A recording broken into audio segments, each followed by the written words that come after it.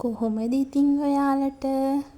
ඔන්න අදත් මං ඔයාලව ආදරෙන් පිළිගන්නවා මගේ channel එකට. අද උදේම මං දැක්ක ලස්සන මලක් පිපිලා තියෙනවා. ඔයාලා දන්නවද? මේකට කියන්නේ ජපන් ජපර. ගොඩක් වැව්වල යායට හැදිලා තියෙනවා ඔයාලා දැකලත් ඇති. මං ඉතින් ආසම මලක් තමයි මේක. හරි ලස්සන නිල් පාටක් තමයි තියෙන්නේ. මං හිතන්නේ මේක ආක්‍රමණික ශාකයක්. ඔයාලත් දැකලා ඇති වැව්වල මේවා හැදුනම සාමාන්‍යයෙන් වැවේ භාගයක්ම මේකෙන් වහගෙන හැදෙන්නේ. මමත් පුංචි පොඩි පැලයක් ගෙනල්ලා නිකන් ඔය වතුර රැඳෙන සිමෙන්ති පොට් එකක් වගේ අයින් කරපු එකක් තිබ්බා. හැබැයි වතුරත් යටින් යනවා. මං ටිකක් පස් පුරවලා වතුර ටිකක් පුරවලා නිකමට ගැහුවේ. දැන් ටිකක් හොඳට හැදිලා මං ඔය ගොඩක් අයින් කරලා ඉතින් බලන් ඉඳි ඉක්මනටම ව්‍යාප්ත වෙනවා මේ ශාකය. ඉතින් හැම දෙයකම හොඳ වගේම නරකකුත් තියෙනවනේ. මේ මල කොච්චර ලස්සන වුණත් ඉතින් වැව්වල සීමාව ඉක්මවා මේක ව්‍යාප්ත වුණොත් වෙන හානියත් වැඩිනේ. ඉතින් මට හිතෙන්නේ මේකට තමයි මලටම තමයි යාළුවනේ කියන්නේ මේ දිය බෙරළිය කියලා. මං හිතනවා මං හරි ඇති කියලා. මගෙන් වැරදි දෙයක් කියවුනොත් ඔයාලා මට අනිවාර්යෙන් කමෙන්ට් එකක් දාන්න. මං හිතන විදිහ තමයි මම කිව්වේ. මං හරියටම දන්නේ දිය බෙරළිය කියන්නේත් මේ ජපන් ජපර ශාකයටමද කියලා මං හරියටම දන්නේ නැහැ. හැබැයි මං ගොඩක් වීඩියෝස් වල දැකලා තියෙනවා මේකට දිය බෙරළිය කියලා තමයි කියන්නේ. මේ මල් පූජා කරනවා නම් ගොඩාක් ආනිසංස ලැබෙනවා කියලාත් මං අහලා තියෙනවා. ඉතින් මං දැන් හදන්නේ හැමදාම මේකේ මලක් පිපුණොත් මං කරන දෙයක් තමයි ඒක කඩලා අරගෙන වතුර පුරවපු සාමාන්‍ය වීදුරකට හරි බෝතලයකට හරි මල මං දාලා තියෙනවා. හවස් වෙනකන් සාමාන්‍යයෙන් සමහර මල් තියෙනවා. ගොඩක් දුරට උදේ පිපිලා තියෙන මේ මල් හවස් වෙද්දි පර වෙනවා. වතුර එකේ දාලා තිබ්බත් ඒ ටික වෙනවා. ගොඩක් මල් සාමාන්‍ය රෑ වෙනකනුත් තියෙනවා. මං ඉතින් එහෙම වුණොත් ඒක ටයිම් එකට මට උදේ අද පහන තියන්න බැරි වුණා. මං ඉතින් හවසට පහන තියනකම් මල තිබ්බොත් මං ඒක පහන තියෙන තැන වතුර වීදුරක දාලා තියනවා. මේක හැමදාම මම කරන දෙයක්. මේක මල් පිපෙන්නෙත් සාමාන්‍ය සතියකට එක සැරයක් වගේ තමයි මගේ නම් මල් පිපෙන්නේ මෙතනට. මොකද ඔයාලට පේන ඇති අවුව නම් වැටෙන්නේ නැහැ ගස් කීපයක් තියෙන හින්දා.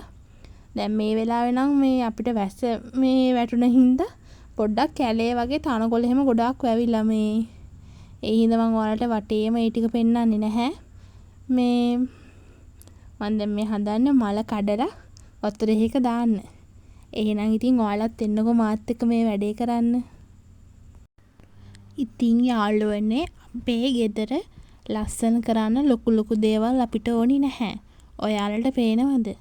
ඔයාලට මේ පේනොන්ට වැඩිය මේක ඇත්තටම මාරම ලස්සනයි. මගේ ළඟ ඇත්තටම ලොකුවට මල් ಜಾති එහෙම නෑ යාළුවනේ. ඉතින් මගේ ළඟ තියෙන දේවල් වලින් මං ගේ ඇතුළ ලස්සන කරගන්න ඒවා යොදාගෙන තියෙන හැටි තමයි මං අද ඔයාලට පෙන්නන්නේ. මං අපේ ගෙදර කුස්සිය ෆ්‍රිජ් එක උඩ තමයි තියලා තියෙන්නේ කෝමාරිකා පැලයක්. බලන්නකෝ ඉතින් ඒක ලස්සනයිද? ඉතින් තියෙන යාළුවනේ කුස්සියේම ජනේලෙ ළඟ මම අයින් කරන බෝතලයකට වතුර පුරවලා මම ලස්සන කරන බෝතලේ කළු පාටින් තින්ත ආලේප කරලා තියෙන්නේ ඔය ජනේලෙ දෙපැත්තෙම මම බෝතල් දෙකක් තියලා මෙන්න මේ විදිහට ලස්සනට පෝතෝස් නැත්තම් මනි ප්ලාන්ට් කියන්නේ මං ඒ වගේ තමයි ලස්සන කරගෙන තියෙන්නේ. ඉතින් ඔන්න යාළුවනේ අද නම් අපිට හොඳටම ඉර පායලා තියෙන්නේ. දන්නේ නැහැ ඉතින් හවස් වෙද්දි මොනවා වෙයිද කියන්න. ඔන්න ඉතින් මම ඔයාලට පෙන්නුවා අපේ පැත්තේ අහස පරිසරය මේ වෙලාවේ තියෙන විදිහත්. බලන්නකෝ ඉතින්. මම නම් ඇත්තටම මාර මාසයි මේ කුස්සියට ආවම ගොඩක් වෙලාවට ජනේලෙන් ඈත දිහා තමයි බලන් ඉන්නේ. අහසයි ගස් කොළනුයි ඒව දකිද්දි මොකද්දෝ මන්ද අමුතුම ආසාවක් හිතට එනවා. ජීවිතේ විඳින ජීවත් වෙන්න ආස හිතෙනවා. ඉතින් තියෙන්නෙත් මනි ප්ලාන්ට් ජාතියේම මේ කහපාටට කොලේහුරු ගෝල්ඩන් පෝතෝස් කියන වර්ගය. බලන්නකෝ මම මේක මේ දැනට මේ පෝච්චියේ නම් හිටවලා සතියක් වගේ වෙන්නේ මට ඒක වීඩියෝ කරන්න බැරි වුණා යාළුවනේ. ඔයාලා බලන්නකෝ ගේ ඇතුළ ලස්සන කරනකොට මේ ලස්සනටම වැඩේ කරන්නත් අපි දැනගන්න ඕනි. අයින් කරපු පෝච්චියක්ම ගන්නත් එපා යාළුවනේ. ඔයාලා ළඟ තියෙන ටිකක් හොඳ තත්ත්වයේ පෝච්චියක් අරගෙන සාමාන්‍යයෙන් මේව වැල් වගේනේ යන්නේ. ඒ නිසා මම මේ විදිහට ආධාරකයක් තමයි දීලා තියෙන්නේ. මේ ඔයාලත් පොඩ්ඩක් මේක බලලා අදහසක් ගන්නකෝ.